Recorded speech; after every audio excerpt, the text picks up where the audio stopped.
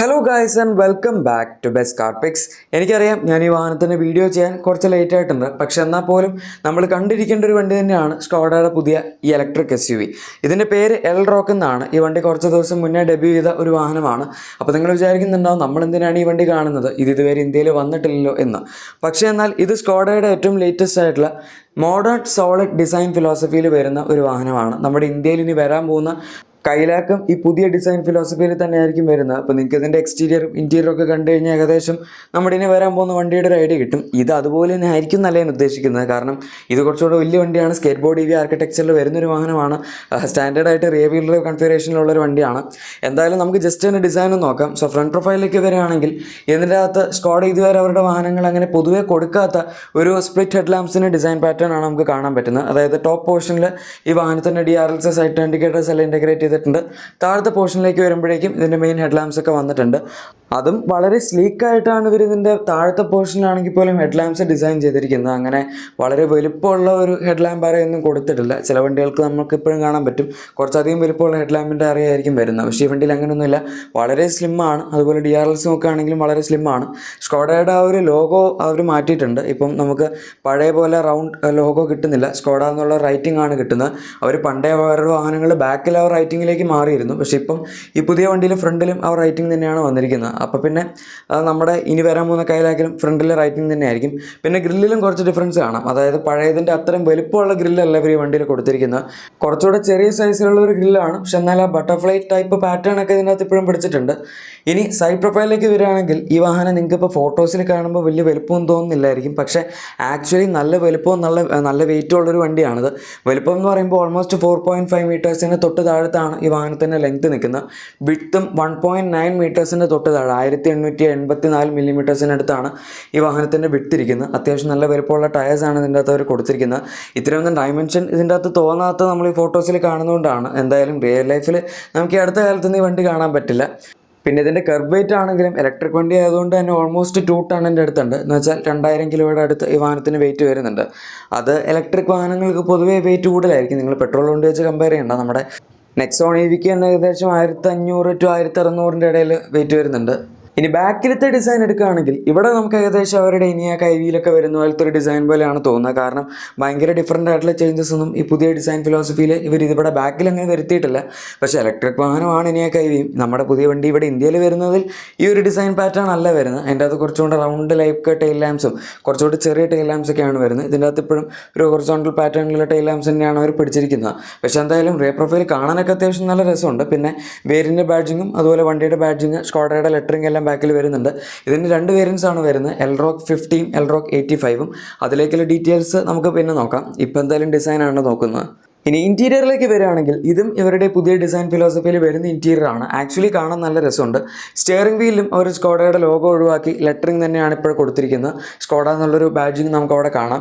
പക്ഷേ 3 spoke steering വീലാണ് ഈ വാഹനത്തിൽ വരുന്നത്. പല വേരിയൻസിലും അവർ 3 സ്പോക്ക് കൊടുക്കുന്നുണ്ട്.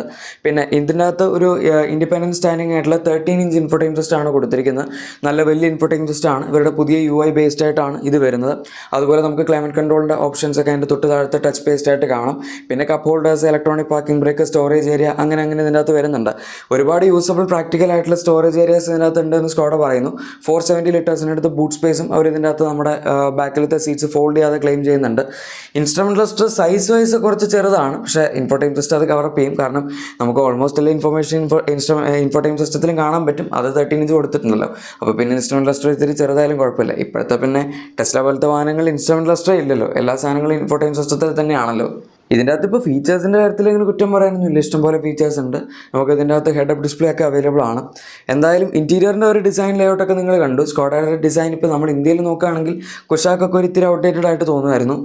ഈ വണ്ടി പക്ഷേ ഏകദേശം നമ്മുടെ ഇന്നത്തെ ഒരു സ്റ്റാൻഡേർഡ്സിലേക്ക് ഇതിൻ്റെ ഇൻറ്റീരിയർ ക്വാളിറ്റി ഡിസൈനൊക്കെ എത്തിയെന്ന് പറയാം. ഈവൻ സീറ്റ്സ് ആണെങ്കിൽ പോലും നമുക്കൊരു സ്പോർട്ടി ലൈക്ക് സീറ്റ്സ് ആണ് അവർ ഇതിനകത്ത് കൊടുത്തിരിക്കുന്നത്. ഫുള്ളി ഇലക്ട്രിക് അഡ്ജസ്റ്റ്മെൻ്റ് ഒക്കെ ഇതിനകത്തുണ്ട്. സെൻറ്റർ ആംബ്രസ്റ്റ് അങ്ങനത്തെ സംഭവങ്ങളുണ്ട്.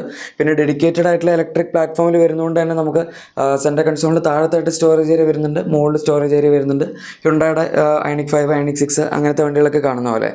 എന്തായാലും ഇതിൻ്റെ ടെക്നിക്കൽ സ്പെസിഫിക്കേഷൻസ് നമുക്ക് ജസ്റ്റ് ഒന്ന് പറഞ്ഞു പോകാം. കാരണം എങ്ങാനും സ്കോഡയ്ക്ക് ഇനി ഫ്യൂച്ചറിൽ ഈ വണ്ടി ഇന്ത്യയിൽ CBO ആയിട്ട് കൊണ്ടുവരാൻ തോന്നിയാലോ. കാരണം അവർ ഇനിയൊക്കെ IVP ഇവിടെ കൊണ്ടുവരാൻ പ്ലാൻ ചെയ്യുന്നുണ്ട്, ഫുള്ളി ഇമ്പോർട്ടായിട്ട്. ഇമ്പോർട്ട് ചെയ്ത് വരികയാണെങ്കിൽ എന്തായാലും വിലയൊക്കെ നല്ല കൂടുതലായിരിക്കും. എനിവേ ഇതിനകത്ത് 2 വേരിയൻസ് ആണ് നമുക്ക് ബേസിക്കലി കിട്ടുന്നത്. ഞാൻ നേരത്തെ പറഞ്ഞ പോലെ എൽറോക്കിൻ്റെ 50, അതുപോലെ എൽറോക്ക് 85.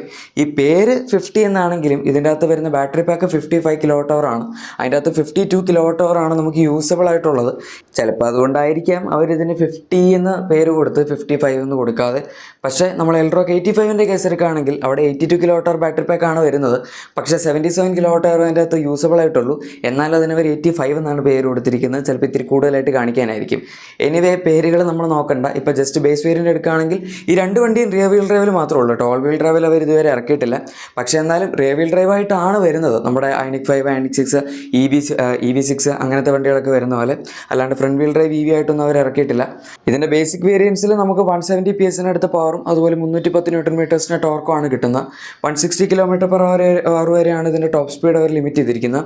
0 to 100ൻ്റെ ക്ലെയിംഡ് ഏകദേശം 9 seconds ആണ് വരുന്ന ടൈം. ഓൾമോസ്റ്റ് നമ്മുടെ നെക്സോൺ EVയുടെ ഒക്കെ സിമിലർ ആണ്, അതായത് അതിൻ്റെ ലോങ് റേഞ്ച് മോഡലായിട്ട് കമ്പയർ ചെയ്യുമ്പോൾ. പിന്നെ ഇതിൻ്റെ അകത്ത് ക്ലെയിംഡ് റേഞ്ച് 375 km ആണ്. അത് ഏകദേശം കിട്ടുന്ന റേഞ്ചാണ്. ഇവിടെ ARA പറയുന്ന റേഞ്ച് പോലെയല്ല. പിന്നെ ഇപ്പോൾ ടാറ്റ ഇപ്പോൾ C75 എന്നൊക്കെ പറഞ്ഞ് ഓൾമോസ്റ്റ് റിയൽ ലൈഫ് റേഞ്ചൊക്കെ പറയുന്നുണ്ട്. ഇനി അടുത്ത് വരുന്നതിൻ്റെ ടോപ്പ് എൻഡ് ആണ്. അതാണ് 85 എന്ന് അവർ പേര് കൊടുത്തിരിക്കുന്ന 82 kWh battery പാക്കുള്ള model.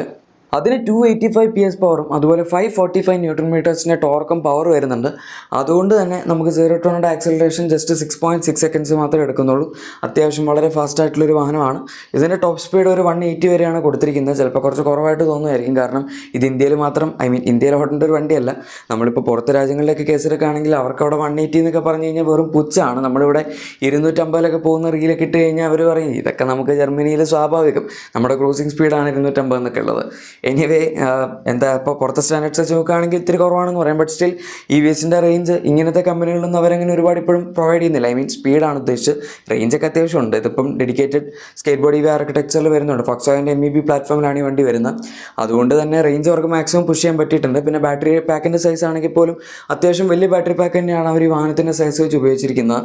By the way 581 km ആണ് നമ്മുടെ എൽറോക്ക് 85 എന്ന് പറഞ്ഞ മോഡലിൻ്റെ ക്ലെയിംഡ് റേഞ്ച് വരുന്നത്. അത് അത്യാവശ്യം നല്ലതാണ്.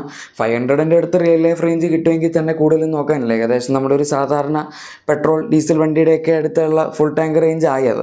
നമുക്ക് യൂസബിൾ ആയിട്ടുള്ള റേഞ്ചായിട്ട് പറയാം. ഈ 200, 250, 300 ഒക്കെ വരുമ്പോഴാണ് പിന്നെയും കുറച്ച് ബുദ്ധിമുട്ട് വരുന്നത്. കാരണം എന്തായാലും ആരും 0 ആയിട്ട് ചാർജ് ചെയ്യില്ല. ചാർജ് ചെയ്യുകയാണെങ്കിൽ ഒരു 30-40 ഒക്കെ ആകുമ്പോഴേക്കും, ഓർ മാക്സിമം പോയി കഴിഞ്ഞാൽ 20. അതിന് താഴേക്ക് ഇലക്ട്രിക് വാഹനങ്ങളുടെ ഓണേഴ്സ് പോകാറുണ്ടെന്ന് എനിക്ക് തോന്നുന്നില്ല. 30-40 ഒക്കെ ആകുമ്പോൾ തന്നെ ചാർജ് ചെയ്യുമായിരിക്കും. അപ്പോൾ അങ്ങനെയൊക്കെ നോക്കുകയാണെങ്കിൽ നമ്മുടെ ഒരു യൂസബിൾ റേഞ്ച് അതിനനുസരിച്ച് കുറയും. അതാണ് സംഭവം. എന്തായാലും നമ്മളിപ്പോൾ ഈ വീഡിയോ ചെയ്തിരിക്കുന്നത് മെയിനായിട്ട് സ്കോഡയുടെ പുതിയ മോഡേൺ സോളിഡ് മോഡേൺ ഒരു ഡിസൈൻ ഫിലോസഫി കാണിക്കാനാണ്. കാരണം നമുക്ക് ഇന്ത്യയിൽ ഇപ്പോൾ കൈലാക്ക് വരുന്നുണ്ട്. അതിൻ്റെ അൺവെയിൽ അവർ അടുത്ത നവംബറിലാണ് പറഞ്ഞിരിക്കുന്നത്. 2024 നവംബറിലാണ് പറഞ്ഞിരിക്കുന്നത്. അപ്പോൾ അതിനുള്ളിൽ നമുക്ക് ഏകദേശം ഒരു ഐഡിയ ഈ വാഹനം കണ്ടു കഴിഞ്ഞാൽ തന്നെ ഡിസൈൻ്റെ കാര്യത്തിൽ കിട്ടും.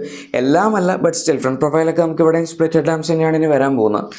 എനിവേ ഗൈസ്, വീഡിയോ ഇഷ്ടപ്പെട്ടെങ്കിൽ ലൈക്കും സബ്സ്ക്രൈബും ഷെയറൊക്കെ ചെയ്തേക്കാം. നമുക്ക് മറ്റൊരു വീഡിയോയിൽ കാണാം. Thank you for watching my video and good bye.